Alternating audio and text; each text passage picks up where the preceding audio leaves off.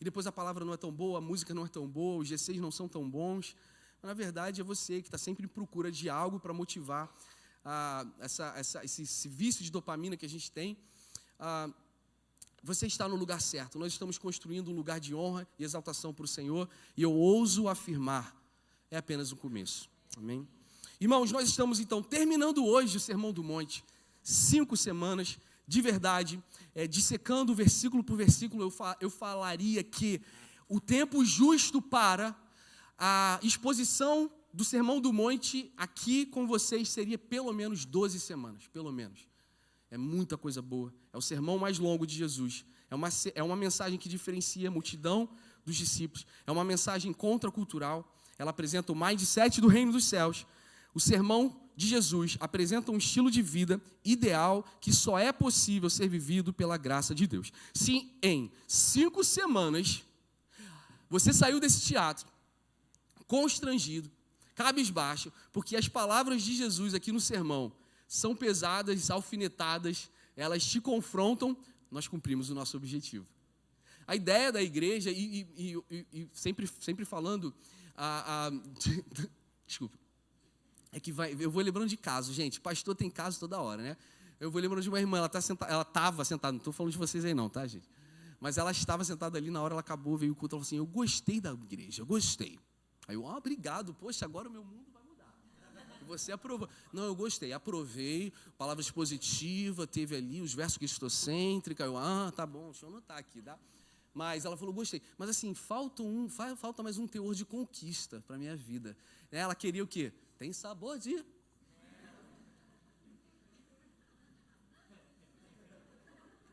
Aí eu, desculpa, tia, mas não é muito do nosso perfil e não é que seja errado, não é o nosso perfil.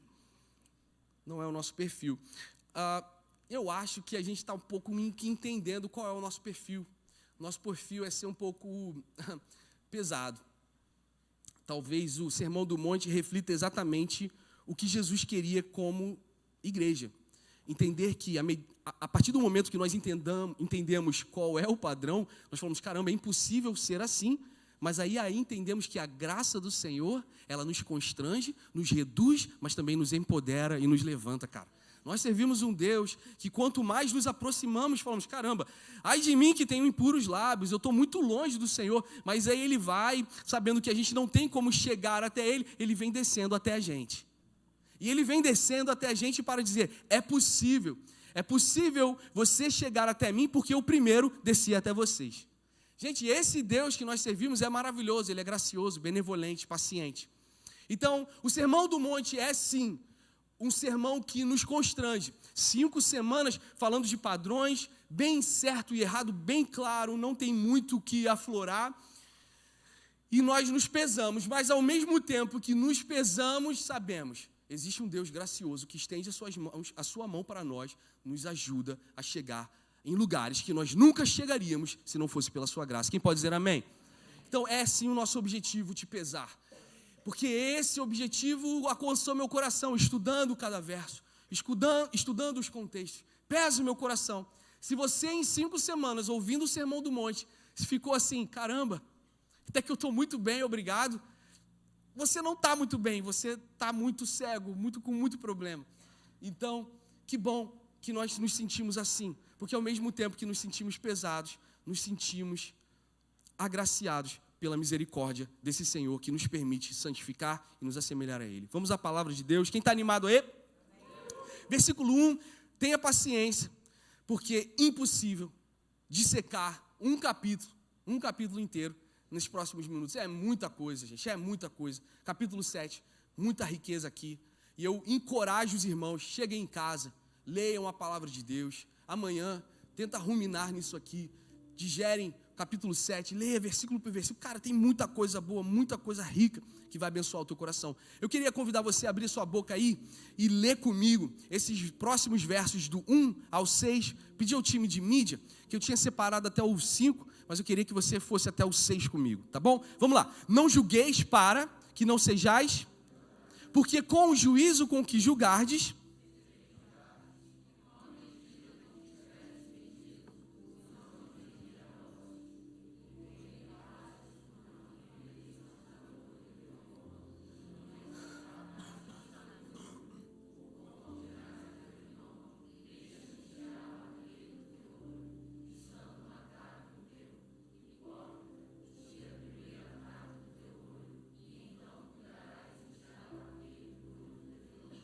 Não deis aos cães as coisas santas, nem deiteis aos porcos as vossas pérolas. Não aconteça que as pisem com os pés e, voltando-se, vos despedacem. Essa é a primeira palavra aqui que nós vamos conversar e tentar extrair o ensinamento que Jesus estava ensinando. Quantos podem dizer glória a Deus pela palavra de Deus? Bem, Jesus estava ensinando isso aqui, algo muito claro, muito simples. Você não precisa ser muito espiritual para entender, assim, basicamente o que está acontecendo. Bem, contextos são: Jesus estava alfinetando muito a comunidade religiosa, isso é muito claro, sempre foi muito claro.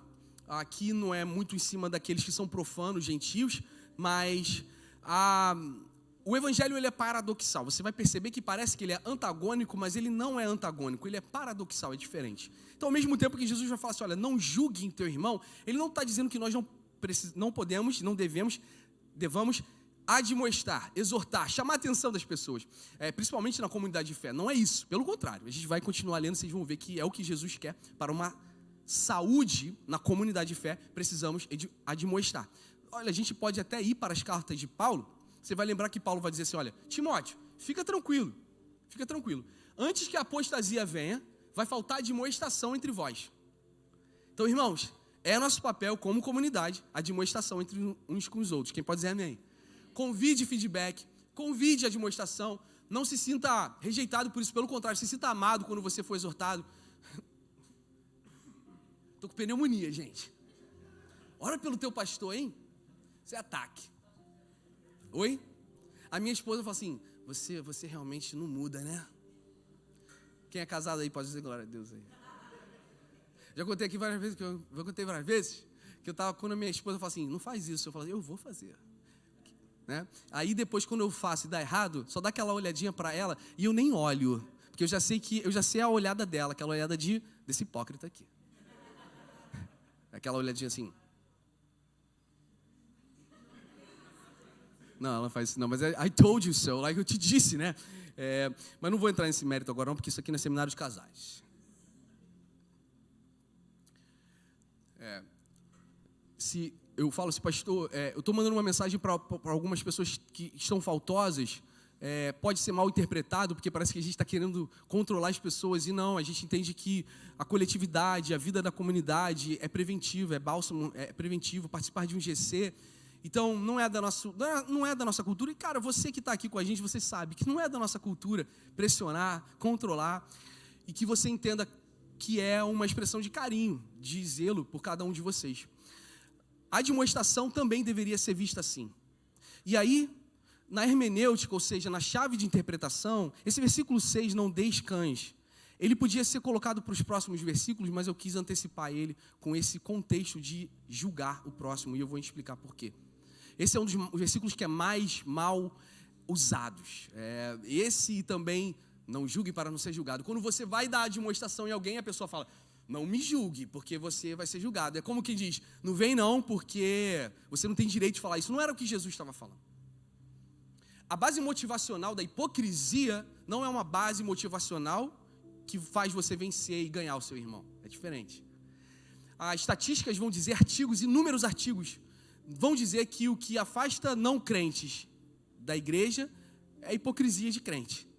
E é que eles têm razão mesmo. Sim, não sei se você é crente há muito tempo, mas eu sou. E se tem um povo que flerta com um legalismo, controle, hipocrisia, julgamento, é crente.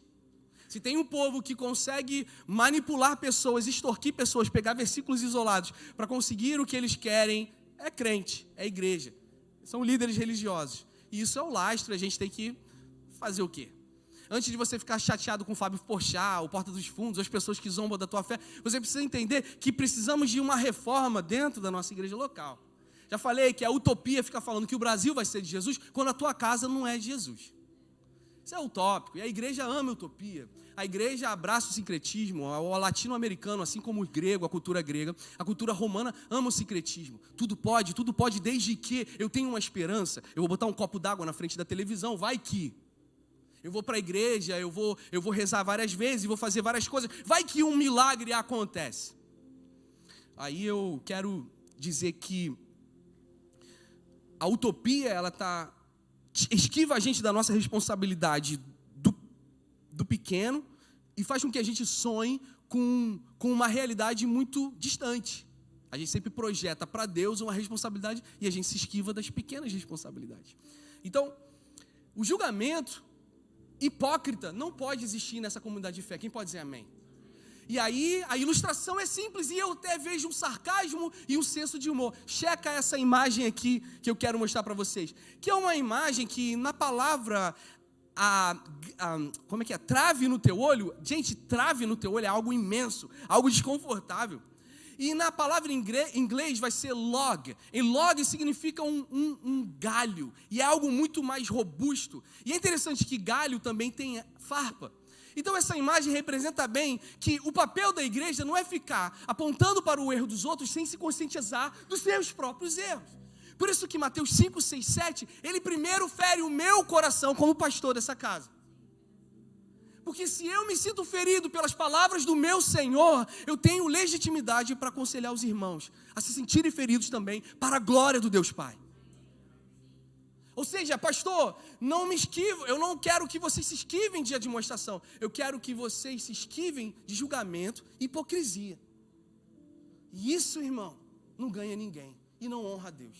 E essa comunidade farisaica, religiosa, é que Jesus estava alfinetando. Gente, se liga que vocês estão carregando e vocês querem ver o grão, em versões diriam ciscos ou farpas pequenas nos olhos do teu irmão?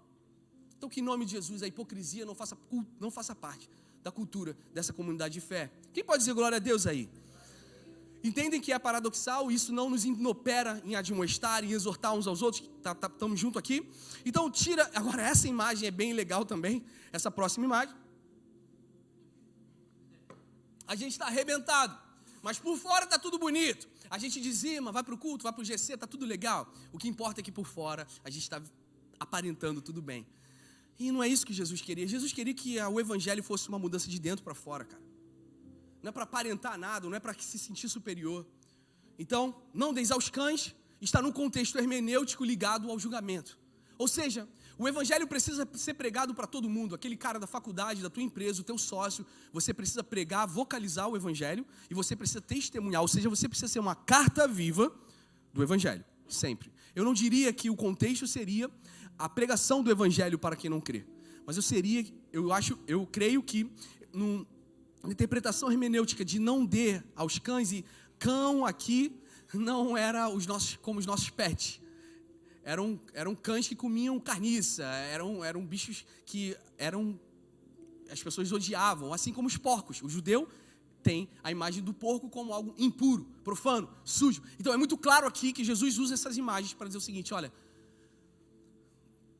para de exortar quem não está aceitando a exortação. Para de exortar quem não está aceitando a demonstração. Porque a tua exortação é algo importante, é algo belo, algo precioso. Vamos passar então para a próxima mensagem. E outra coisa, a medida de julgamento é muito o seguinte: se lembra que a gente falou 2 semanas atrás? Perdoe as nossas ofensas, assim como o quê? Nós perdoamos os nossos devedores, nossos ofensores. Ou seja, a medida, a régua que nós usamos para o próximo é aquilo que nós recebemos de Deus. Se podemos perdoar o próximo, é porque fomos perdoados por Deus. Se o próximo merece o meu perdão, é porque eu nunca merecia o perdão de Deus. É básico. Então é isso que Jesus... Vocês querem brincar? Vocês querem descer para o play? Então vamos lá. Se vocês querem julgar o cisco do olho do teu irmão, vocês vão ter que tirar primeiro o log, essa trave que está no olho de vocês. É essa medida que vocês querem fazer, pessoal? É isso que Jesus está fazendo. É meio que sarcástico até. É muito interessante. Então, qual é a régua? Qual é o padrão? Bem, o padrão é o padrão que Jesus fez conosco. Vamos lá, versículo 7. Pedi e dar-se-vos-á, buscai e encontrareis, batei e abre-se-vos-á. Porque aquele que pede, recebe. Diga comigo. E o que busca...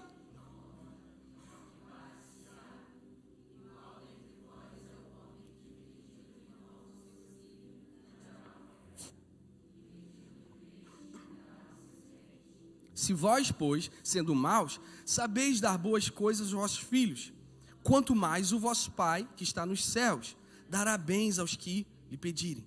Portanto, tudo o que vocês tudo que vós quereis que os homens vos façam, fazei-lo também vós, porque esta é a lei e os profetas. Entrai pela porta estreita, porque larga é a porta, e espaçoso o caminho que conduz à perdição, e muitos... Eu queria voltar aqui, vamos para o 13 novamente? 13, entrai pela porta estreita, porque larga é a porta, e espaçoso o caminho que conduz à perdição, e muitos são os que entram por ela. E porque a estreita é a porta e apertado o caminho que leva à vida, e poucos há que a encontrem. Vamos dar uma pausa aqui, versículo 14. Como todo bom sermão, como todo bom pastor, tem um apelo no final. O sermão mais longo de Jesus, a exposição da apresentação do reino dos céus, ou do reino de Deus, tem um apelo no final. E existe um apelo para você nessa noite. Existe um apelo para você que está assistindo essa pregação. E o apelo está caracterizado de uma realidade um pouco sinistra, de uma realidade, de novo, estatisticamente pesada. Tem muita gente no caminho, porque o caminho é largo, mas nem toda essa gente entra na porta, que a porta é estreita. Novamente, nós estamos fazendo uma atribuição de que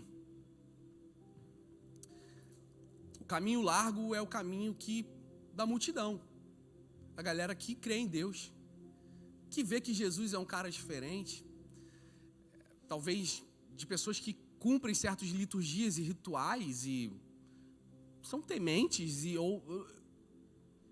ou abrem o Salmo 91. Ou então, como minha filha, quando estão com medo, botam um louvor do Thales Roberto. Não sei se vocês viram, mas a minha filha não fica muito sozinha, ela tem 12 anos, mas a minha esposa foi com a minha mais nova para um aniversário de uma criança. Ontem eu estava vindo no seminário de teologia e foi cerca de 30, 40 minutos que ela ficou sozinha, mas já foi suficiente para ela me ligar.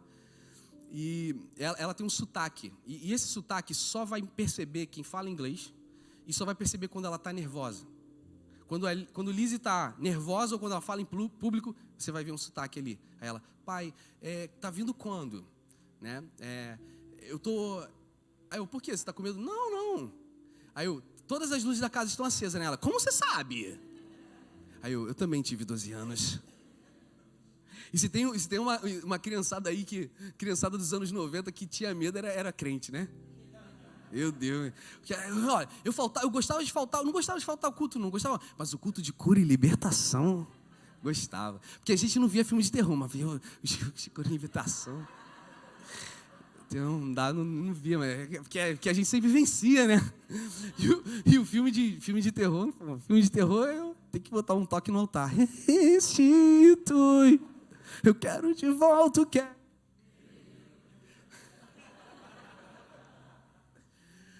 Gente, vocês me dão um minutinho para contar uma história engraçada?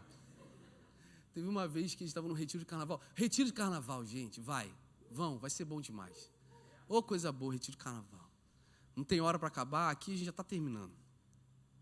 Mas também a gente não fica fazendo culto às 5 da manhã não, gente, tá? Fica preocupado. Você tem o seu quarto, sua suíte, seu banheiro, só para você. Mas teve uma vez um retiro, eu fazia retiro pobre, muito pobre, gente, pobre demais. Aí fazia retiro em CIEP. Vocês sabem o que é CIEP? Nem sabem, né? Nem sabem o que é CIEP. E até o Brizolão. E aí a gente fazia um retiro no CIEP, aí teve um estrogonofe que arrebentou todo mundo. Eu tenho traumas com a igreja, assim, que se eu começar, assim, daria, assim, realmente um livro. É difícil falar, assim, eu tenho vontade até de chorar. Mas nesse retiro foi mal, e aí eu realmente presenciei isso. Na época não tinha celular, o que a gente perdeu, né?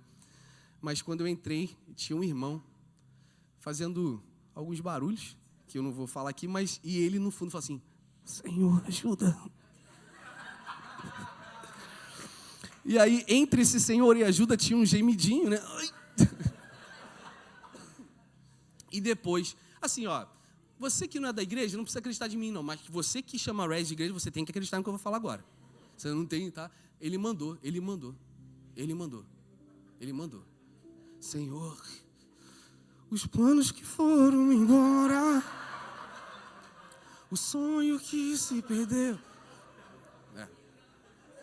Mandou. Ele só não falou em línguas. Mas cantou, pediu apelo, fez intercessão. Foi terrível. Mas aí, por esse trauma, eu falei com os pastores assim, eu não quero viver isso de novo, não. Eu quero conforto, 41 anos. Já passei por muito, eu não quero colchonete de palha. Não quero brisolão, eu quero um suíte só para mim. Uma cama. Quem pode dizer glória a Deus aí? Então, gente, vamos embora para o retiro, vai ser bom demais. Mas, interrompendo, vamos voltar ao que interessa.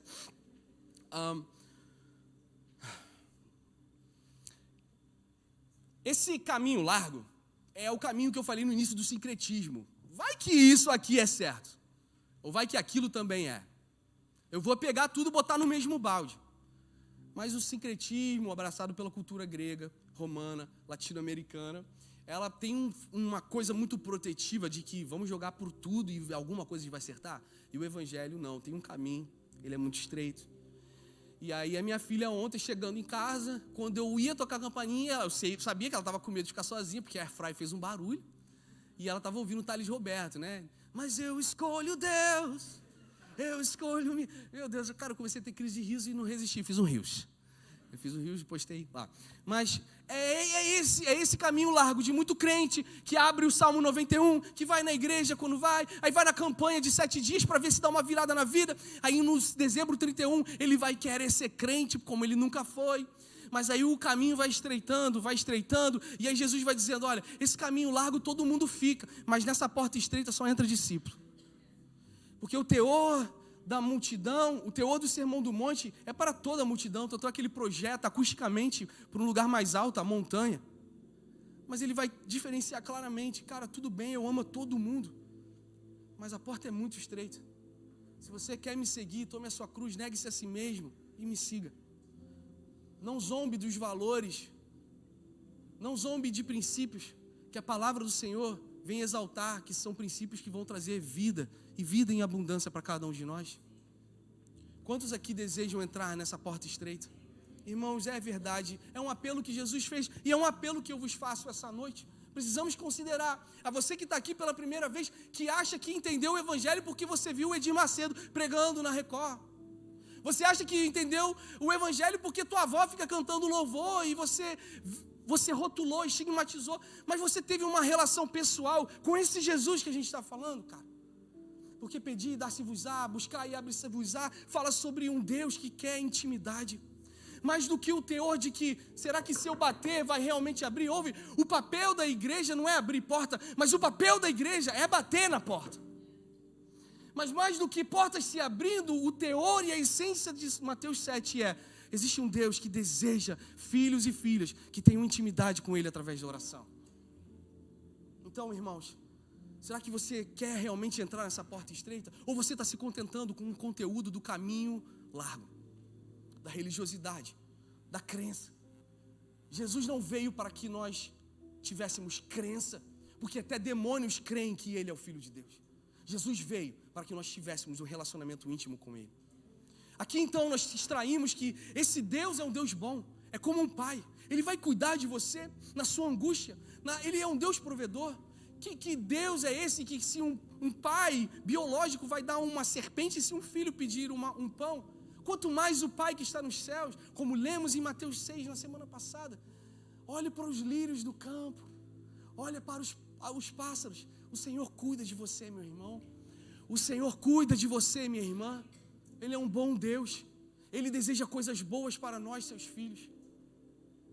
E por desejar coisas boas para nós, seus filhos, Ele vem com uma mensagem pesada que desafia e confronta o nosso egoísmo. Entrem pela porta estreita, porque essa porta é valiosa, é recompensadora, vai valer a pena, meu irmão. Vai valer a pena, vai valer a pena. No entanto, precisamos observar que as estatísticas apontam que sempre são uma minoria. Então, cuidado, para que seus ouvidos não fiquem com escamas devido aos barulhos da multidão, da mídia, do espírito dessa época. Foca o teu coração em Romanos 10:17. A tua fé vem pelo ouvir, e ouvir pela palavra de Deus. E aquilo que você dá ao teu ouvido é aquilo que o teu coração inclina. sempre, sem esquecer que a tua carne não deseja Deus, a minha carne não deseja Deus, a minha natureza não quer Deus. Então qualquer comício, cisco ou burburinho que vai alimentar a minha alma contra Deus, eu vou querer absorver. Pastor, então qual é a solução? Coma e beba da palavra do Senhor. É isso, cara. Mas é fundamentalismo, mas é muita regra. Não, essa é a porta estreita, cara. Vai valer a pena. Nós estamos falando de um Deus que se deu por nós, irmão. Se existe alguém digno da sua vida, da sua renúncia, do seu sacrifício, é Jesus Cristo, aquele que era, aquele que é e aquele que há de vir. Conceitos desse reino que está sendo estudado e sendo falado estão sendo presentes, mas são escatológicos. Tem muita coisa que pode estar acontecendo, mas muitas coisas hão de acontecer para aqueles que sairão desse caminho largo e entrarem nessa porta estreita. Esse é um apelo para você nessa noite. Você que não conhece a Deus, eu posso convidar você a ter uma jornada de vida que Jesus vai fazer parte dela. Mas não quando você estiver no problema, mas Ele vai ser o Senhor da sua vida. Ou você também que já é crente há 60 mil anos, posso fazer um apelo para você? Você não quer desejar mais pela presença do Senhor? Irmãos, vocês estão aqui? Vocês não querem desejar mais, dar mais para o Senhor, mais do coração, mais de tudo que vocês têm? Será que esse Deus não é digno? Esse é o apelo para nessa noite. Vamos lá. Acautelai-vos, porém, dos falsos profetas, que vêm até vocês vestidos como ovelhas, mas interiormente são lobos devoradores. Pausa, olha para mim. Existiam pastores, mais uma vez, um contexto muito atual, aquilo ilustrado, pastores mercenários, pastores negligentes e pastores verdadeiros. Pastor aqui não é pastor assim não, tá, pessoal? É pastor que cuidava de rebanho, de ovelhas. Então alguns pastores iam na cidade: olha, eu preciso de um tempo para dormir, você cuida do meu rebanho? O pastor mercenário vai dizer: claro, me dá aqui um dinheirinho e eu cuido do meu rebanho. O que ele fazia? Ele pegava o rebanho e vendia para outras pessoas, ele lucrava em cima do rebanho de outros pastores. Isso acontecia, isso eram pastores mercenários. E aí Jesus vai falar sobre lobos, porque porco e cachorro não se confundia com ovelha, mas lobo se confundia. Então qual é o papel do pastor? O papel do pastor não era ser mercenário, negligente. Quando um leão ou com um lobo vinha, ele era o primeiro a bater em retirada. Que era o pastor verdadeiro? Cara, é o pastor que se colocava entre o rebanho e o inimigo, e a ameaça. Vocês estão aqui? Mas aqui, qual é o meu papel como pastor da Rez? O meu papel como pastor da Rez é estimular o conhecimento de cada um de vocês e discernimento a conhecer quem Jesus é. Você não precisa e você não deveria depender de mim para conhecer e ter acesso ao Espírito Santo. E o pastor que deseja isso é um pastor que tem uma codependência emocional com a congregação. Ele é tão inseguro de si que ele precisa de estar sempre instruindo coisas básicas para você, para ele se sentir necessário. Mas não, o papel do verdadeiro pastor é apontar a noiva, ou seja, a igreja, para o noivo, para Jesus. Eu vou repetir. O papel do verdadeiro pastor é incendiar e provocar o coração da igreja para o noivo. E nós não podemos interceptar essa visão da igreja com o Senhor. Nós somos apenas auxiliadores, que vai fazer o teu coração ferver de amor por Jesus. Irmãos, vocês estão recebendo alguma coisa dessa mensagem? Amém? Então vamos no versículo 16. Porque os seus frutos os conhecereis. Porventura colhem-se uvas dos espinheiros ou figos dos abrolhos? Assim, toda árvore produz bons frutos e toda árvore má produz frutos maus. Não pode a árvore boa dar maus frutos, nem a árvore má dar frutos bons. Toda árvore que não dá fruto, bom fruto, corta-se e lança-se no fogo. Portanto, pelos seus frutos os conhecereis. Nem todo o que me diz Senhor, Senhor, entrará no reino dos céus, mas aquele que faz a vontade do meu Pai que está nos céus. Muitos me dirão naquele dia: Senhor, Senhor, não profetizamos nós em teu nome, e em teu nome não expulsamos demônios, e em teu nome não fizemos muitas maravilhas? E então lhes direi abertamente: nunca vos conheci.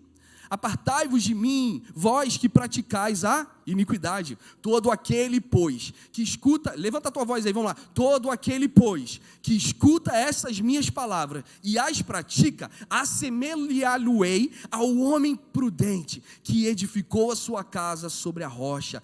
Desceu a chuva, correram os rios e assopraram ventos e combateram aquela casa, e não caiu, porque estava edificada sobre a rocha. E aquele que ouve essas minhas palavras e não a cumpre, compará-lo-ei ao homem insensato, que edificou a sua casa sobre a areia. E desceu a chuva, e correram rios, e assopraram ventos, e combateram aquela casa, e caiu, e foi grande a sua queda. E aconteceu que, concluindo Jesus esse discurso, a multidão se admirou da sua doutrina, porque os ensinava como tendo autoridade e não como os escribas. Quantos podem dizer amém?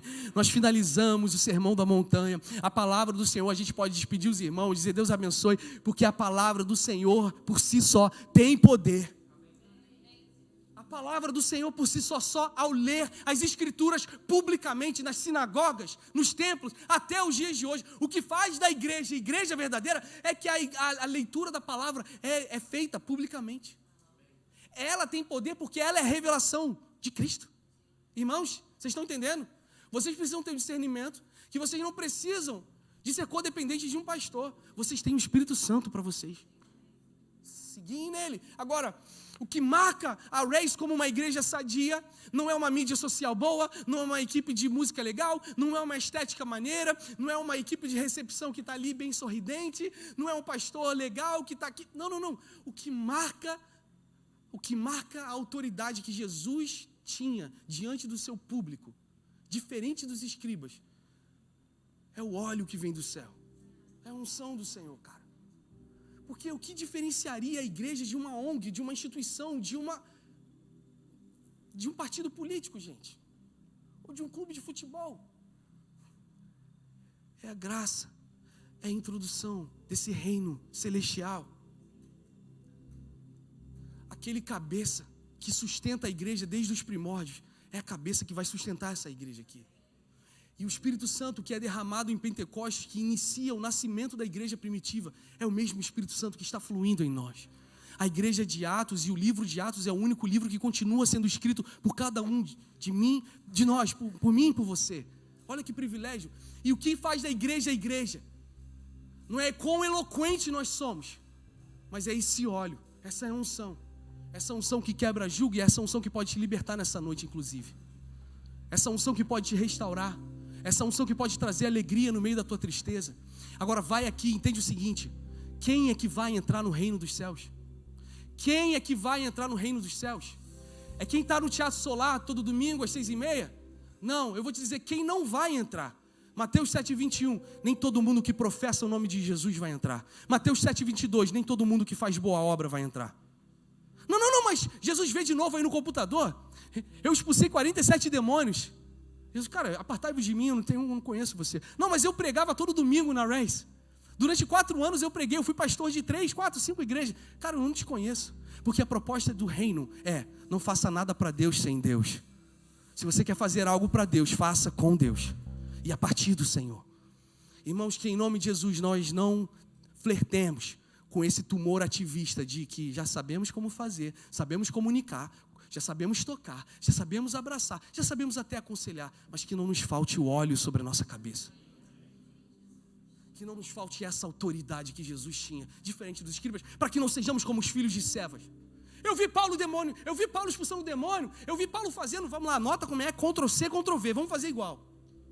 Tem muita igreja fazendo Ctrl+C, Ctrl+V sem o Espírito Santo, cara. O que faz da igreja é o Espírito Santo. O que faz a palavra do Senhor agora perfurar o teu coração é o Espírito Santo. Não é ambiente, não é música, não é emoção. E eu posso afirmar algo aqui: o Espírito Santo de Deus está aqui nesse lugar. Ele convence os nossos corações. Ultimamente nós podemos diferenciar o que é casa na areia. Não existe uma promessa sequer de que a nossa vida com Jesus seria perfeita. Mas existem promessas que, ainda que a gente ande